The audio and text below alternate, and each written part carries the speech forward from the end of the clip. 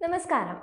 കഴിഞ്ഞ ദിവസമായിരുന്നു കേന്ദ്ര ബജറ്റിൽ ധനമന്ത്രി നിർമ്മല സീതാരാമൻ ആദായ നികുതി പരിധി 12 ലക്ഷമായി പ്രഖ്യാപിച്ചത്.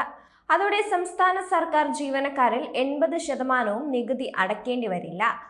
പ്രതിമാസം 1 ലക്ഷം രൂപയ്ക്ക് മുകളിൽ ശമ്പളം വാങ്ങുന്ന ജീവനക്കാർ ആദായ നികുതി അടച്ചാൽ മതിയെന്ന സ്ഥിതിയാണ് പുതുതായി സംജാതമായത്. എന്നാൽ ഇവർക്കും പുതിയ സാഹചര്യത്തിൽ നികുതി ഇളവ് ലഭിക്കുമെന്ന് ഉറപ്പാണ്. സംസ്ഥാന സർക്കാരിന് കീഴിലെ 5.5 ലക്ഷം ജീവനക്കാരിൽ ഏതാണ്ട് 80,000-ന് താഴെ പേർ മാത്രമേ പുതിയ പ്രഖ്യാപന പ്രകാരം ആദായ നികുതി അടയ്ക്കേണ്ടതായി വരുന്നുള്ളൂ. സെക്രട്ടേറിയറ്റിൽ അണ്ടർ സെക്രട്ടറി ഹയർ ഗ്രേഡിന് മുകളിലുള്ള ജീവനക്കാർ മാത്രമാണ് അടുത്ത സാമ്പത്തിക വർഷം ആദായ നികുതി അടയ്ക്കേണ്ടി വരിക.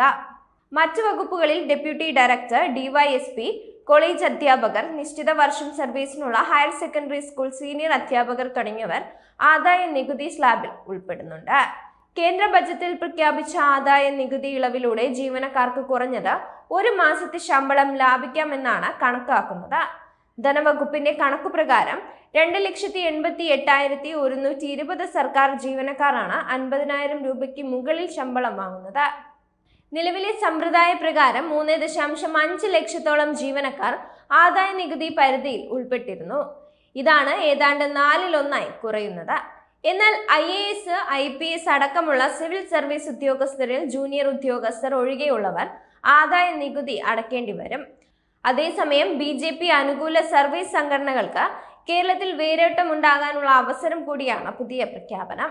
സംസ്ഥാന സർക്കാർ ജീവനക്കാരിൽ നല്ലൊരു ശതമാനത്തിനും പുതിയ ആനുകൂല്യം ലഭ്യമാകുമ്പോൾ അത് BJP അനുകൂലമായി ആളുകൾ ചിന്തിക്കാൻ ഇടയാക്കുമെന്ന വിലയിരുത്തലുമുണ്ട്. പുതിയ നികുതി വ്യവസ്ഥയിൽ നികുതി സ്ലാബ് പുനഃക്രമീകരിച്ച് 12 ലക്ഷം രൂപ വരെ ആദായ നികുതി ഒഴിവാക്കിയതോടെ വലിയൊരളവ് നികുതിദായകർക്ക് ആശ്വാസമാകും. ഇതിനൊപ്പം സ്റ്റാൻഡേർഡ് ഡിഡക്ഷൻ കൂടി ചേരുന്നതോടെ 12.75 ലക്ഷം രൂപ വരെ ശമ്പളക്കാരായ നികുതിദായകർക്ക് നേട്ടം ലഭിക്കും. ശമ്പളക്കാരായ നികുതിദായകർക്ക് മറ്റു രേഖകളില്ലാതെ ലഭിക്കുന്ന നികുതി ഇളവാണ് സ്റ്റാൻഡേർഡ് ഡിഡക്ഷൻ എന്ന് പറയുന്നത്. പുതിയ നികുതി വ്യവസ്ഥയിൽ 75,000 രൂപയാണ് സ്റ്റാൻഡേർഡ് ഡിഡക്ഷനായി അനുവദിക്കുക. പുതിയ പ്രഖ്യാപനത്തോടെ ഈ വരുമാനക്കാർക്കും നികുതി ബാധ്യത ഒഴിവാക്കാനാകും. നേരത്തെ 7 ലക്ഷം രൂപ വരെയായിരുന്നു ആദായ നികുതി ഒഴിവാക്കിയിരുന്നത്. മൂലധന നേട്ടം പോലുള്ള പ്രത്യേക ഗ്രേഡ് വരുമാനം ഒഴികെ സാധാരണ വരുമാനം 12 ലക്ഷം വരെയുള്ള നികുതിദായകർക്ക് പുതിയ നികുതി വ്യവസ്ഥയിൽ നികുതി ബാധ്യതയല്ലെന്നാണ് ബജറ്റ് പ്രസംഗത്തിൽ നിർമ്മല സീതാരാമൻ വ്യക്തമാക്കിയത്. ആദായ നികുതി റിബേറ്റ് ലഭിക്കുന്നതിനുള്ള പരിധി 7 ലക്ഷത്തിൽ നിന്നും 12 ലക്ഷമായി ഉയർത്തിയിട്ടുണ്ട്.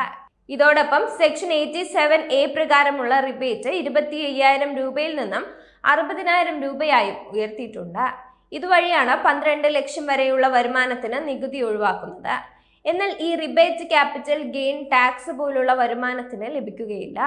പുതിയ നികുതി സ്ലാബ് പ്രകാരം 4 ലക്ഷം രൂപ വരെ ആദായ നികുതി ആവശ്യമില്ല. 4 മുതൽ 8 ലക്ഷം വരെ 5%, 8 മുതൽ 12 ലക്ഷം വരെ 10% നികുതി നൽകണം. 12 മുതൽ 16 ലക്ഷം വരെ 15% നികുതിയും 16 മുതൽ 20 ലക്ഷം വരെയുള്ളവർക്ക് 20%, 20 മുതൽ 25 ലക്ഷം 25% നികുതി നൽകണമെന്നാണ് പുതുക്കിയ നികുതി സ്ലാബുകൾ.